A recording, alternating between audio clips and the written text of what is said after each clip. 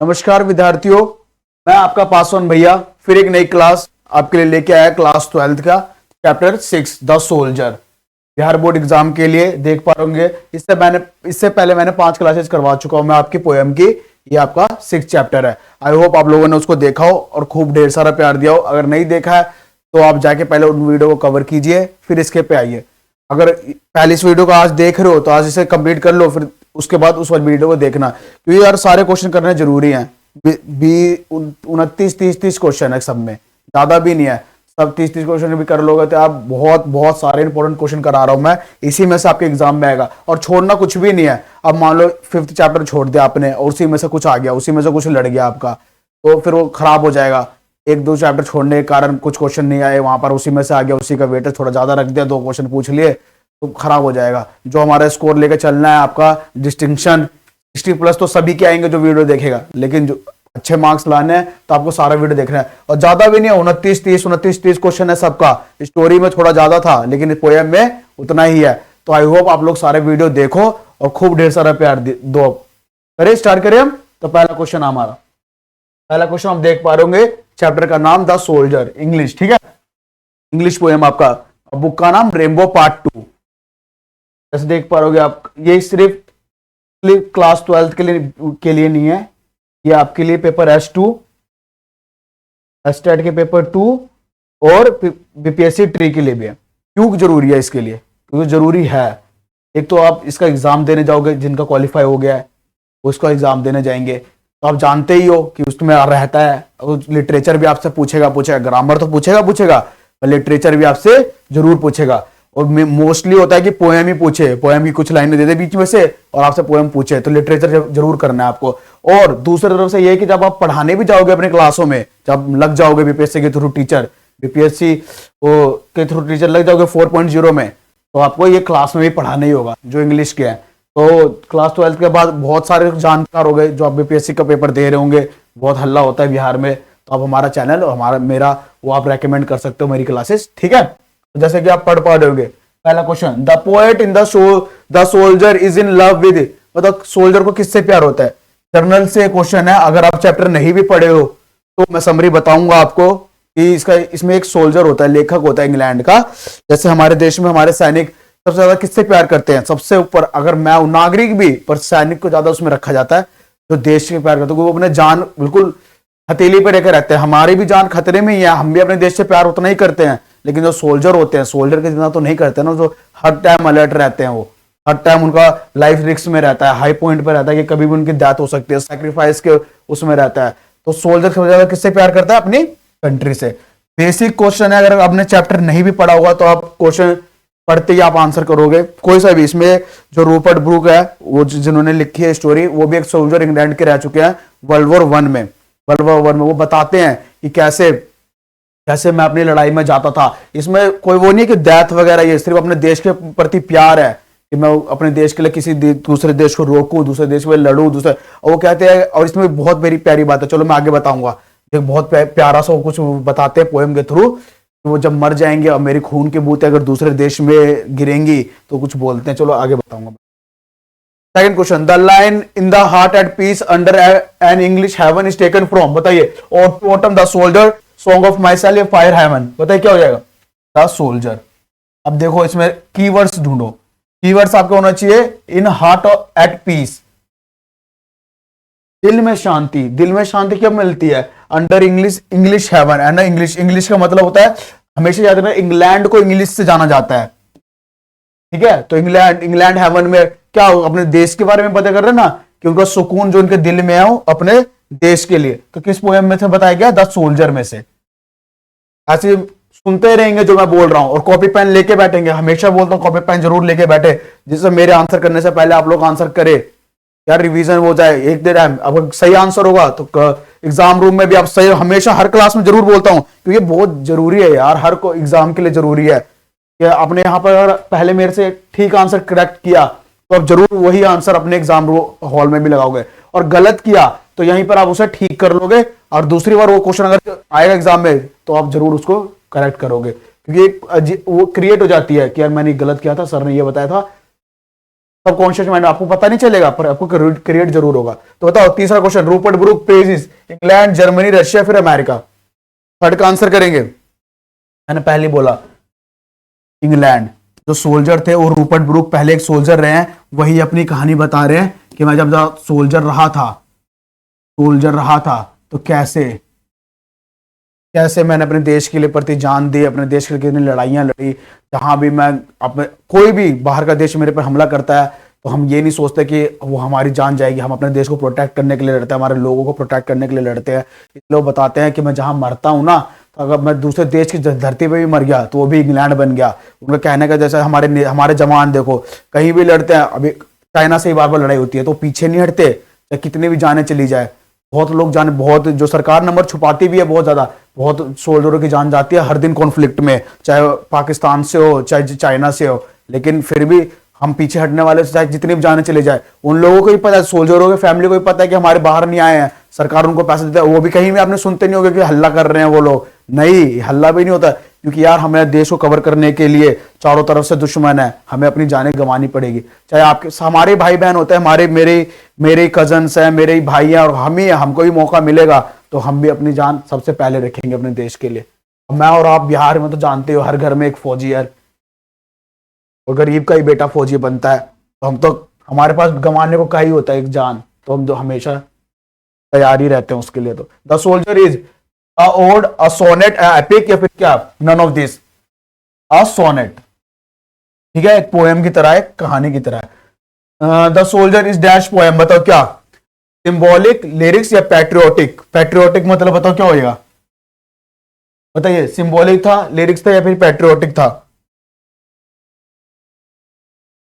Patriotic, patriotic वो होते हैं जो देश के प्रति, जो सेना जवान बिल्कुल अटल रहते हैं, हिलते नहीं है बिल्कुल।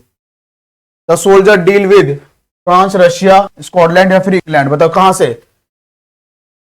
इंग्लैंड, जो भी बात हो रही है, जिस सोल्जर की बात हो रही है वो इंग्लैंड की ही बात हो रही है हमेशा। तो क्योंकि रूपर्ट ब्रूक है जो इंग्लैंड के हैं, जिन्होंने वर्ल्ड वॉर फर्स्ट में पार्ट लिया है और लड़ाइयां लड़ी हैं, और इंग्लैंड की तरफ से ही तो बताते हैं कि मेरे पे जितना भी हमला हुआ हमारे देश पे तो सारे सोल्जरों ने पीछे नहीं, और हम कम होने, कभी कभार हर दोनों में से बराबर नहीं होता, कभी कभार उस तरफ का पाला कमजोर होता है, कभी कभार इधर का पाला कमजोर होता है, लेकिन कमजोर होने से सोल्जर होना ही तो अपने आप में वो ऐसा होता है कि हमें पीछे नहीं हटना, अकेले भी हैं तो भिड़ जाना है। The term concealed stand for dash in the soldier, hidden, disappeared, absent, या फिर नन ऑफ दिस, बताइए क्या होगा। सेवेंथ का आंसर करेंगे hidden. According to the soldier England has given her native her flowers, बताइए, to worship, to love, to offer, या फिर नन ऑफ दिस, डी, बताइए क्या हो जाए, ए बी या सी डी का आंसर करेंगे आप लोग। To love. द सोल्जर, देखिए इसको, soldier England has given her native, तो कभी भी आप देखते होगे किसी भी सोल्जर की डेथ हो जाती है तो बहुत सम्मान के साथ परिवार वाले तो रहते ही हैं, लेकिन जो उसके ग्रुप के होते हैं, जो उसके मतलब सरकार की तरफ से होता है, जो उसके साथी होते हैं, जो उनके टीम मेंबर्स होते हैं, सारे आते हैं, बिल्कुल बिल्कुल कहते हैं ना रिस्पेक्ट, जितनी रिस्पेक्ट पुलिस की अगर डेथ होती है, पुलिस भी उतना ही सामान्य है यार, पुलिस नहीं होता तो हर दिन दंगा फसाद हो, लेकिन अभी के उसमें तो नहीं माना जाता, लेकिन जब सोल्जर मरता है तो पूरा पूरा गांव, पूरा पूरा शहर उमड़ पड़ता है उसको श्रद्धांजलि देने के लिए, उसको फूल चढ़ाने के लिए, सब चीज चढ़ाने के लिए। यही बताया गया है कि उसके नेटिव उसको फ्लावर चढ़ा रहे होते हैं उसके प्यार में। Who has compose the poem the soldier, पहले मैंने बताया रूपर्ट, खुद ही एक सोल्जर रहे हैं वर्ल्ड वॉर फर्स्ट में, और खुद ने ये पोएम लिखी है। Rupert Brooke was born in, बताओ कब, 1886, 1887, 1888, 1889, बताओ क्या, कब बताइए, 1887। रूपर्ट ब्रूक डाइड, कब जन्मा बता दिया, अब कब उनकी डेथ हुई इंपॉर्टेंट नहीं है, क्योंकि हर लेखक की आप पूछेगा तो बहुत क्वेश्चन बन जाएंगे। पोएम में से लाइनें पूछ सकता है, लेखक का नाम पूछ सकता है, और पोएम का नाम पूछ सकता है, लेकिन एक बार देख लेना, क्योंकि हर किसी में अगर 8 पोएम है तो 16-17 तो डेट ही हो जाएंगी, तो इतना डीप तो नहीं जाना चाहिए एग्जामिनर को, लेकिन फिर भी एक बार देख लेना, करवाता हूँ सारे इंपॉर्टेंट, ये 30 क्वेश्चन में से कितने भर सकता हूँ, सारे इंपॉर्टेंट क्वेश्चन मैंने करवा रखा है आपके बोर्ड पे। 11वें क्या आंसर हो जाएगा बताओ? 1915 में उनकी डेथ होगी। Rupert Brooke is remembered as बताओ क्या, ट्रेंच पोएट, जीरियन पोएट, या रियलिस्टिक पोएट, या फिर वॉर पोएट? बताओ क्या? War poet. मैंने बताया ना वॉर के बारे में लिखते हैं, जब वॉर हो रही है, खून बह चारों तरफ फैला हुआ है, सारे लोग छोड़ के जा रहे हैं, एक दूसरे की साथ दे रही हैं, कुछ लोग भाग भी जाते हैं यार, होता है, हर डर सबके साथ लगता है। पर ये जो है द सोल्जर, जिन्हें बोलते हैं द सोल्जर, द हमेशा रिस्पेक्ट के लिए लगाया जाता है किसी के भी आगे, तो विशेष विशेष होता पता the prime minister, the president, इसलिए the soldier. Brooke inspired patriotism in the dash phase of the first world war, early, middle, late, या फिर नन ऑफ दिस? बताओ कब? Early. Rupert Brooke has written the poem का the soldier. इतनी बार कहानी बता दी है मैंने, आप मुझे अगर सुनोगे भी तो आप इसके बहुत इजीली आंसर कर लोगे, समरी भी अगर सुन लोगे दिमाग में रहेगी, अगर क्वेश्चन आएगा एग्जाम रूम में तो बहुत इजीली आप कर पाओगे। The soldier is a dash poem, बताए क्या? मिच्योर, या फिर वॉर, या फिर लव, या फिर हैप्पी? बताए क्या? वॉर, वर्ल्ड वॉर, वो पूरी कहानी है। सोल्जर की कहानी किससे रिलेटेड होगी? वॉर से रिलेटेड होगी। द बेसिक है, the image and praises of dash run through both the stanzas. बताओ क्या? इंग्लैंड, अमेरिका, फ्रांस, या फिर इंडिया? इंग्लैंड। मैंने कहा पूरा एक कहानी द सोल्जर इंग्लैंड पे बेस है। The place where the soldier would be buried should be treated as the part of the dash after his death, Germany, France, Italy, या फिर इंग्लैंड? देखा इंग्लैंड। जहां जहां इंग्लैंड है इसमें लगाते जाएंगे। The speaker of the poem the soldier is a doctor, soldier, teacher, soldier.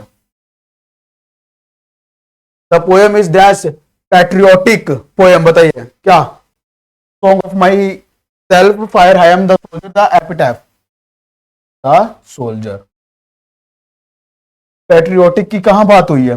देश देश सेवा, देश भक्ति की कहां बात हुई है? द सोल्जर में हुई है। कौन देश सेवा दिखाएगा? एक सोल्जर ही तो दिखाएगा। Rupert Brooke speak in his guise of and dash soldier, English, American, French, या फिर यूरोपियन? बताइए क्या होगा इसका आंसर? अलग क्वेश्चन है पर अलग कुछ नहीं करोगे तो बहुत इजीली कर पाओगे इसका आंसर। 20 का आंसर करेंगे आप लोग। अब मैंने आपको पहले ही बताया, जो इंग्लिश लोग बोले जाते हैं ना, अभी तक इंग्लैंड इंग्लैंड आ रहा था, पर इसमें इंग्लिश लगाएंगे आप लोग। आपको इंग्लिश से हमेशा इंग्लिश जो लोग होते हैं वो इंग्लैंड के ही होते हैं, उन्हीं लोगों को इंग्लैंड को इंग्लिश मैन भी बोला जाता है। The poem is a sonnet, fire hymn, the soldier, song of myself, या फिर स्नेक? The soldier. सोनेट आए, पैट्रियोटिक आए, ये कीवर्ड्स है पोएम में, हमेशा देखने पड़ते हैं। जब भी हम भी अपनी क्लास में थे तो यही कीवर्ड छाड़ते थे, कोई पढ़ता नहीं है पोएम। अब पोएम इंग्लिश में समझ में नहीं आएगी, बहुत हाई लेवल चाहिए होता है उसको पढ़ने के लिए, क्योंकि जो भी लेखक उनके लिखते हैं उनका एक अलग स्टाइल होता है। लिटरेचर बहुत हार्ड होता है, लोगों को लगता है कि सबसे अच्छा है हिंदी आती है मुझे, इंग्लिश आती है, कुछ भी बना के उसको शुद्ध लिखना। हर लेखक कोई भी पोएम लिखेगा तो अपना एक अलग फ्लेवर होता है, अलग तरीका होता है लिटरेचर लिखने का, तो किसी को भी नहीं आता। हर एक वर्ड को, इंग्लिश में तो बहुत कम वर्ड होता है, तो हर एक वर्ड का एक अलग मतलब, एक अलग मीनिंग जाता है, तो उसको कैसे यूज करना है, कैसे फ्रेजेस को यूज करना है। कुछ कुछ लिखा हुआ ये पूरा अलग मतलब दे रहा होगा पर उसका मतलब कुछ और होगा, इसलिए कीवर्ड्स को छाड़ना बहुत जरूरी है आपके इंग्लिश में। तो सोनेट, द सोल्जर, इसी को कीवर्ड बना के रखिए अपनी कॉपी में। अगर नोट कर रहे हैं तो जब एग्जाम से पहले आप रिवीजन कर रहे होंगे, एक रात पहले या फिर दिन पहले, तो कुछ नहीं, कुछ ही मिनटों, कुछ ही आधे एक घंटे में सारा रिवाइज हो जाएगा आपका। A dust whom dash bore shaped made aware dash, बताइए आयरलैंड, इंडिया, इंग्लैंड, या फिर आइसलैंड? बताइए क्या हो जाएगा? 22 का आंसर करेंगे England. My tongue every dash of my blood from this soil this air, बताइए क्या? ड्रॉप, एटम, मॉलिक्यूल, या फिर पार्ट? क्या हो जाएगा? एटम। एटम होता है मतलब ड्रॉप भी एक इतना बूंद बन जाएगा, कोई बूंद बन गई ड्रॉप की। मॉलिक्यूल भी थोड़ा सा बड़ा हो गया, पार्ट तो चलो बहुत बड़ा हो गया, लेकिन एटम बहुत छोटा होता है। तो उससे भी छोटा जो मेरे खून का कतरा होगा ना, वो भी मेरे देश के लिए ही जाएगा, मेरी मिट्टी में, मेरी हवा में मिलेगा। एटम से भी, खून से भी मेरा जो कतरा होगा उस वो भी। The poet in the soldier is depicting the miseries of war, nature, relation या फिर लव। बता क्या हो जाएगा? 24 का आंसर करेंगे आप लोग। वॉर। पूरी स्टोरी, पूरी पोएम आपकी वॉर पे ही है। वॉर सोल्जर बहुत बार। A sonnet is a poem of dash lines, 16, 14, 18। ये पहला क्वेश्चन है। इस जितने भी मैंने चैप्टर कराए हैं आपने देखा होगा, किसी में नहीं आया कितनी लाइन की पोएम है। इसको इंपॉर्टेंट कर लेंगे आप लोग, क्योंकि किसी में मैंने 5 पोएम इससे पहले करा चुका हूं, 10th भी पढ़ा चुका हूं, पर ये किसी में नहीं पूछा कि कितनी लाइन की पोएम है। विशेष पोएम है द सोल्जर की, जिसमें पूछा है कि कितनी लाइन की पोएम है। तो इसका आंसर आप जरूर लिखेंगे, थोड़ा टाइम लीजिए। 14 ठीक है। 14 लाइन की पोएम है, बहुत छोटी पोएम है, जिसमें पूरी 14 लाइन क्या होती है, जरा सी लाइन होती है, उसी में पूरी पोएम बता दी गई है। ठीक है, तो इसको याद रखना, 14 लाइन की पोएम है द सोल्जर, जिसको रूपर्ट ब्रूक ने लिखा है। If I should die think only this my me is taken from epitaph, fire hymn, the soldier या फिर स्नेक। क्या हो जाएगा? The soldier. क्या बोलता है? यदि मैं मरता हूं तो थिंक, ये सिर्फ मैं अपने लिए, this is on me taken from. Soldier क्या होता है? सोल्जर कभी भी किसी पे ब्लेम नहीं करता कि मैं मर गया तो वहां पर सरकार ने मुझे ये नहीं पहुंचाया, नहीं। कभी सोल्जर में आप कभी भी देखोगे ना, एनसीसी हो चाहे कोई भी हमारे इंडियन में हो, वहां बहुत मुश्किलें होती है, पर वहां ये सब नहीं चलता कि सर ये खराब है, सर खाना खराब है, सर मैं ये नहीं करूंगा, सर मैं ये नहीं करूंगा, वो नहीं। वहां कंप्लेन का तो सिस्टम ही नहीं है, कुछ कंप्लेन नहीं, चाहे कितनी भी हार्ड सिचुएशन हो, कुछ भी हो, आपको भेज दिया तो भेज दिया। कहीं पर भी किसी भी देश का, हम इंडियन सोचते हैं कि सिर्फ हमारे में देशभक्ति है, फिर नहीं, हमसे ज्यादा देशभक्ति अमेरिकन में देखो। अमेरिका का एक आदमी मार दो, किसी पूरी दुनिया में मार दो, आप ढूंढ के निकाल के आपको मार देगा, चाहे आप किसी भी दुनिया के हो। फिर अमेरिका ने देखो क्या किया उसके साथ, दूसरे देश के साथ। तो वही होता है, नहीं हमारे देश में नहीं है। चाइना को देख लो, चाइना कैसे हमारी जमीन हड़प रहा है, कितना दम है उसके अंदर, छोटे छोटे से लोग हैं, लेकिन दम देखो, इतने सोल्जर में दम देखो। नहीं भाई, हर देश की कंट्री में इतना ही पावर होता है इतने सोल्जरों में। वैसे मुझे तो लगता है हमसे भी ज्यादा है यार। यार कैसे अमेरिकन कैसे घुस जाते हैं, मार देते हैं अपने एक आदमी की बदला लेने के लिए, वो पूरा देश उजाड़ देते हैं। हटा, खत्म कर इनको। चाइनीज देख लो, चाइनीज भी क्या डर के हमारे पीछे हट सकते हैं यार, इतने बड़े बड़े जाट रेजिमेंट को लगा रखा है, राजपूत रेजिमेंट इतने बड़े, वो तो जरे जरे से होते हैं, लेकिन फिर भी नहीं हटते। वो मर रहे हैं, हमसे दुगना तिगना मर जाते हैं वो लोग, पर वो लोग में तो और गंदा सिस्टम है, उन्होंने तो फेंक भी देते, हटा। हमारे में तो पूरा अपनाते हैं, उनको लाते हैं, देते, पर उनमें तो ये भी सिस्टम नहीं है, लेकिन फिर भी वो अपने देश के प्रति कट्टर होते हैं कि एक इतनी सी जमीन आप उनकी हड़प नहीं सकते। चाइनीजों की बहुत खतरनाक होते हैं चाइनीज, देखने में रखते हैं वो लोग। A Pulse in the Internal Mind, no less is written by John Keats, Walter de Mare या फिर वॉल्ट विटमैन या फिर Rupert de Brooke. Rupert Brooke. बताइए क्या हो जाएगा? 27 का आंसर करेंगे, रूपर्ट ब्रूक। ये भी कहानी है, जो ये भी स्टोरी है, अ pulse in the internal mind. इन्होंने किसने लिखी है? रूपर्ट ब्रूक ने। ये भी नोट करेंगे। द सोल्जर, और 2 पोएम होगी, the soldier, a pulse in the internal mind में। Her sight and the sound dreams happy as a her day is taken from snake, fire hymn, the soldier या फिर now the leaves are falling fast. बताओ किस में से लिखी है? The soldier में। Okay, the soldier in the poem the soldier is French, English, Spanish या फिर जर्मन। ने पहले बोला है इंग्लिश, इंग्लैंड की इंग्लिश पोएम है। ये सिर्फ 29 क्वेश्चन है। आप सोचोगे सिर्फ 29 क्वेश्चन से हो जाएगा? अरे हो जाएगा। आपका पासवान भैया ने बोल दिया 29 8 10 है इसमें, तो अब मान लो 300 क्वेश्चन तो यही हो गए, फिर पूरी स्टोरी है, सिर्फ 50 क्वेश्चन करने हैं आपको। कहां से पूरा आएगा एग्जामिनर? इसी में से देगा, कहीं बाहर नहीं देगा। 300 ये 500 क्वेश्चन उसमें से, वो 10 चैप्टर है जिसमें से 6 हुए हैं, 4 और कराऊंगा आपको, बहुत है। फिर ग्रामर भी पूछेगा, बहुत है। इतने क्वेश्चन मेरे भाइयों, कितने कर लोगे? आप निश्चित होके जाओ, अगर नहीं आएगा तो वापस आके जरूर बोलना। कहां से पूछेगा यार? यही क्वेश्चन होते हैं, हमेशा पूछा जाता है, करवाते हैं। आप प्रीवियस ईयर देख सकते हो, यही पूछेगा हमेशा, आगे भी यही पूछेगा। उनके पास ज्यादा क्वेश्चन बनाने का टाइम भी नहीं है, इतना किसी के पास टाइम नहीं होता है। ठीक है, आई होप आपने देखा हो, ये सारे क्वेश्चन किए हो, नोट किए हो, क्योंकि नोट करोगे तो यार अगले बार रिविजन के लिए बैठोगे तो बहुत जल्दी हो जाएगा आपका काम। द सोल्जर आपकी पोएम। और एक और चीज, अगर आपके मेरा कुछ भी वीडियो कंटेंट प्यारा लगे तो आप जरूर इसे शेयर और कमेंट करें, जिससे मुझे भी मोटिवेशन मिले और मैं और बेहतर कंटेंट आप तक पहुंचा सकूं। और कुछ भी सजेशन हो आपका, कुछ भी सजेशन कि भैया ये लाओ वो लाओ, मुझे ये पढ़ना है, हमारा ये वीक है, ये वीक है, तो आप हमको इस नंबर पे कांटेक्ट कर सकते हो। ये जो हमारा व्हाट्सएप नंबर है, हमारी टीम जरूर आपको करेगी, या तो मैं ही करूंगा। अगर इंग्लिश को लिख के भेजोगे कि इंग्लिश के लिए, तो मैं करूंगा। और किसी और सब्जेक्ट, हमारे चैनल पे बहुत सारे सब्जेक्ट पढ़ाए जा रहे हैं, प्रज्ञा पुली चैनल है हमारा, उसके लिए भी आप कर सकते हो कि हमको कोई नया सब्जेक्ट पढ़ना है, ये चाहिए, तो हमारा टीम है जो आपको कॉन्टैक्ट करेगा और पूरी मदद करेगा। ठीक है गाइस, थैंक यू। आप खूब अच्छे से पढ़ो, बिहार का नाम रोशन करो, अपने माँ बाप का नाम रोशन करो, और कुछ बचे तो मुझे भी दे देना, क्रेडिट मैं भी ले लूंगा, क्योंकि मैं भी करा रहा हूँ, बहुत मेहनत लगती है इसमें। ठीक है, सब्सक्राइब करें, लाइक करें। मिलते हैं फिर नेक्स्ट वीडियो में, चैप्टर 7 है आपका जो। Thank you guys.